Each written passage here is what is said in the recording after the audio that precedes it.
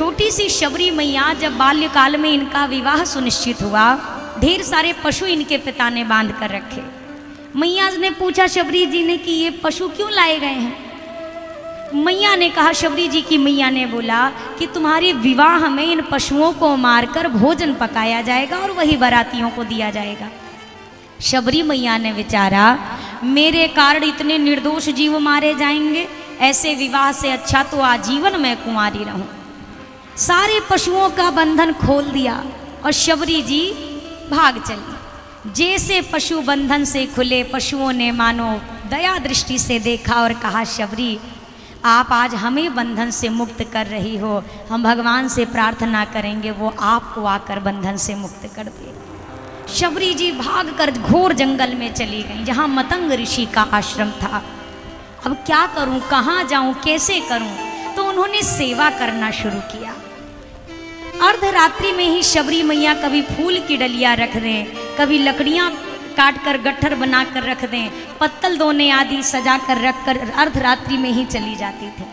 मतंग ऋषि ने कहा, जरा देखो तो कौन डेली आता है ये सेवा करके चला जाता है। शबरी मैया ने जीवन में अपने जो पहला कार्य किया उस कार्य का नाम था दया। यही तो नाम हुआ ना, दया। जीवों पर मैया ने दया करी, मैया ने जीवों पर दया करी तो आज प्रभु की दया की पात्रा मेरी शबरी मैया बनी। अच्छा एक बात बताओ, जीव हत्या करना सही है कि गलत है? पीछे तक जोर से बोलना, सही कि गलत? गलत है ना? जीव हत्या करना गलत है। तो जो ये सुंदर सुंदर डिश बना के पेट में प्रस्तुत करते हैं, ये आपके हिसाब से सही है कि गलत है?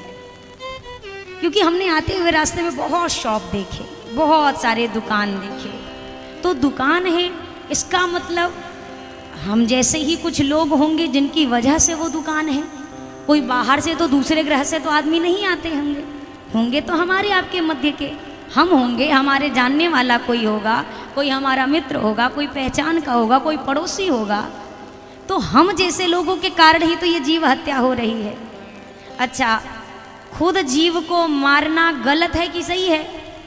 अरे बोलते जाइए, टाइम नहीं है इतना। गलत है ना?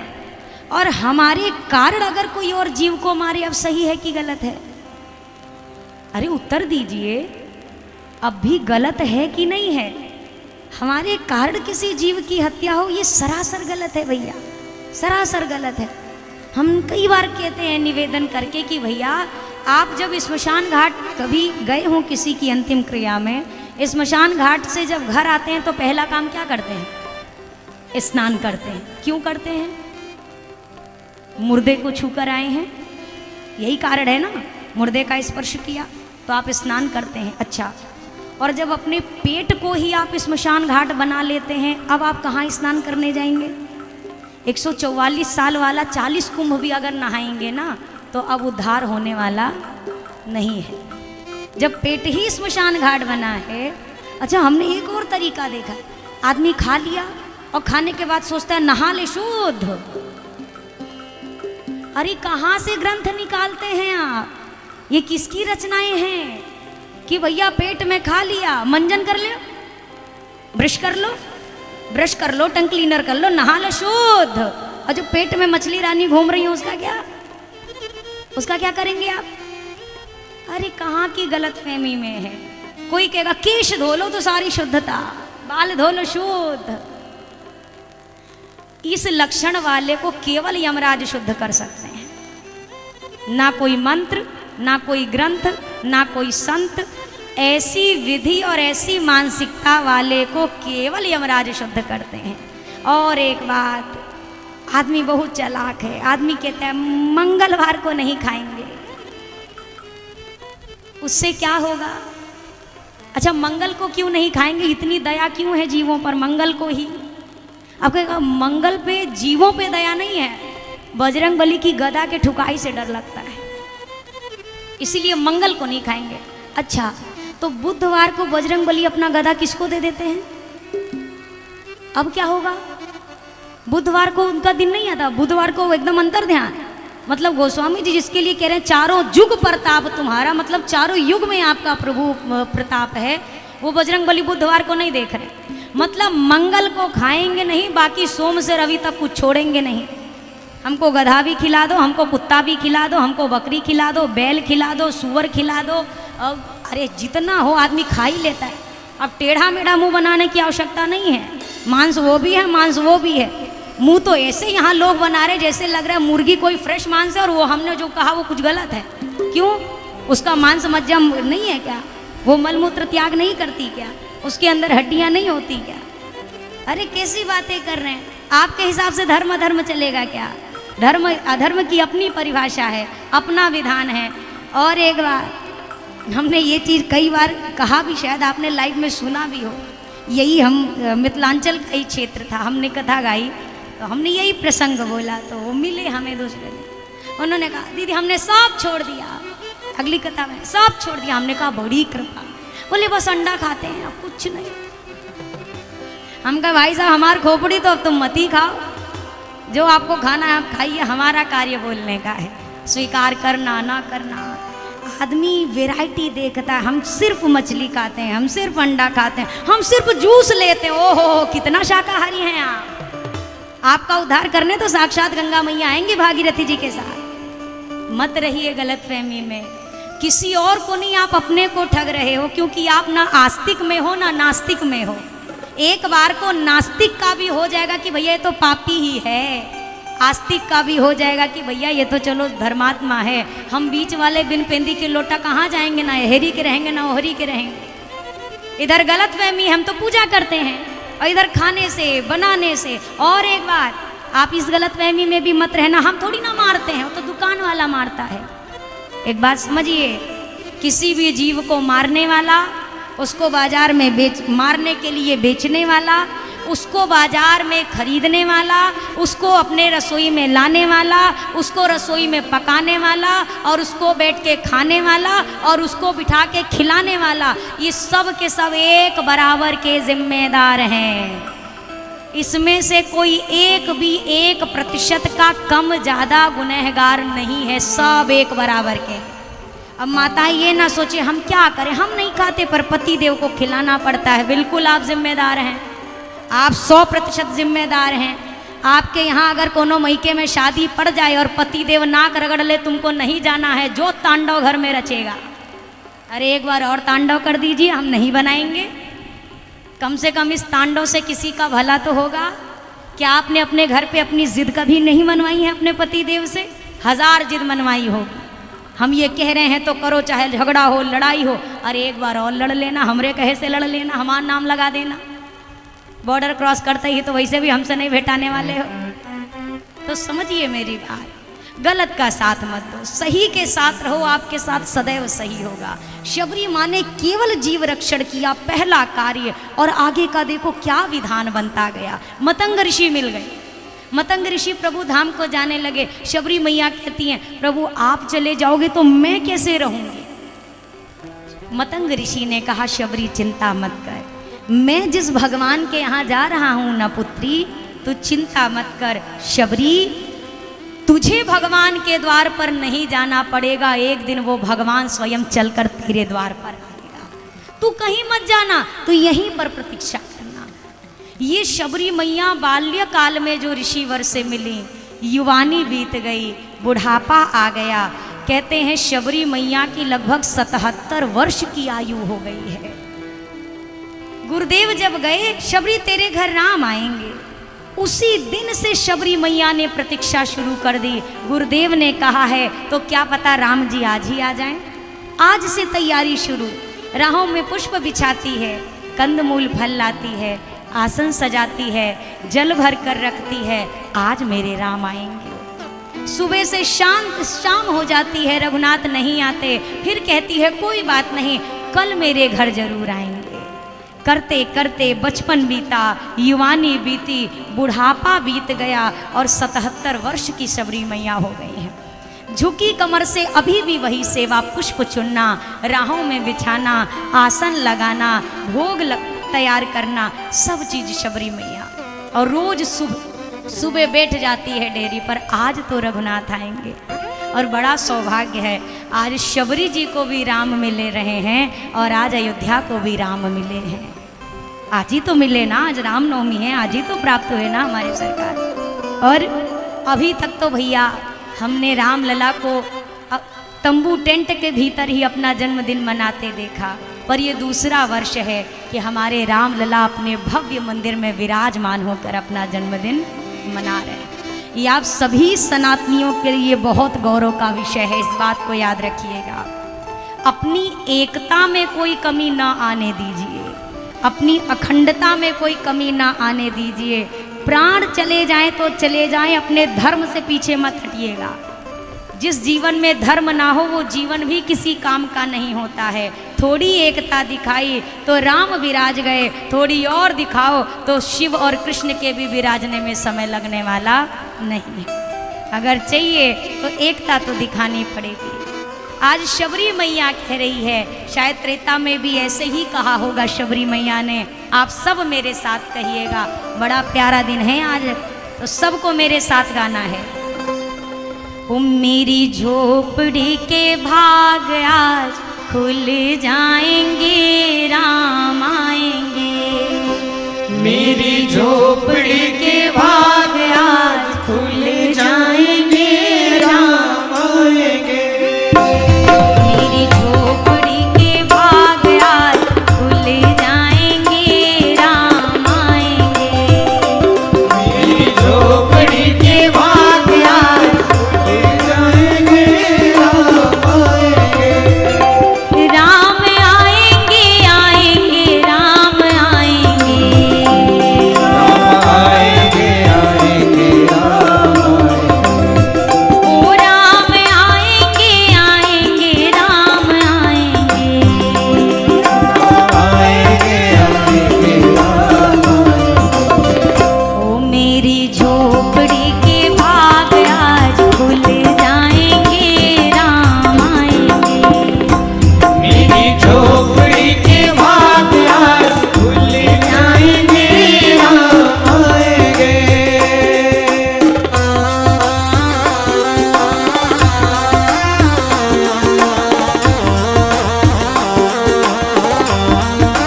जय हो।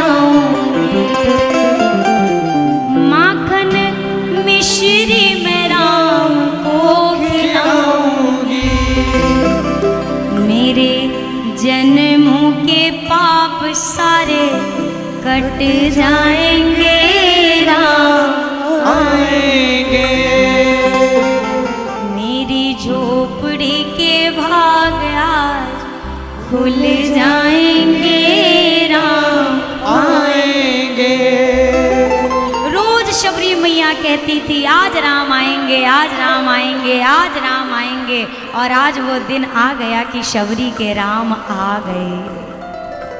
शबरी मैया के आश्रम को देखकर रघुनाथ ने पूछा, ऋषिवर मेरी शबरी मैया क्या यहीं कहीं रहती है क्या? ऋषिवर ने कहा, प्रभु आप कुछ मत करो, बस इस पुष्प के मार्ग पर चलना आरंभ करो, आपको शबरी जी की कुटिया मिल जाएगी। शबरी जी के कुटिया पर पहुंचे रघुनाथ, जाकर प्रश्न किया, आप ही मेरी शबरी मैया हैं क्या? शबरी जी ने कहा, प्रभु मैं तो शबरी, आप कौन? शबरी मैया ने ऐसा तो नहीं कि पहले कभी रघुनाथ जी आकर मिले हों तो याद हो कैसे दिखते हैं रघुनाथ जी। तो शबरी मैया ने गुरुदेव से पूर्व में ही कहा था, गुरुदेव कुछ पहचान बता दो कि जब भगवान आए तो मैं पहचान जाऊं कि ये ठाकुर जी हैं, यही राम जी हैं। गुरुदेव ने कहा था, शबरी राम जी के शीश पर जटाओं का मुकुट होगा, राम जी की कमल के पंखुड़ियों के समान सुंदर नेत्र होंगे, राम जी के गले में वनमाला उस समय पड़ी होगी, राम जी की विशाल अजान बाहु भुजाएं होंगी, और एक बात शबरी, पांचवी पहचान बताता हूँ, 2 भैया होंगे जो एक संग तुम्हारे यहाँ। तो आप दर्शन भी करिएगा मानस में। शबरी जी ने तुरंत राम जी को प्रणाम नहीं किया है। शबरी जी को गुरुदेव ने जो पहचान बताई है, पहले शबरी मैया मिला रही हैं, ये वही हैं कि नहीं है? ऐसा तो नहीं कोई और हो और हम उनको ही राम समझ बैठे, सरकार समझ बैठे। तो शबरी मैया मिला रही है, क्या आंखें वैसी हैं क्या? क्या जटा मुकुट है क्या? क्या वनमाला है क्या? क्या अजान बाहु है क्या? मिला रही है शबरी मैया। सरसिज लोचन बाहु विशाला, सरसिज लोचन बाहु विशाला, जटा मुकुट सिर और वनमाला, जटा मुकुट सिर और वनमाला।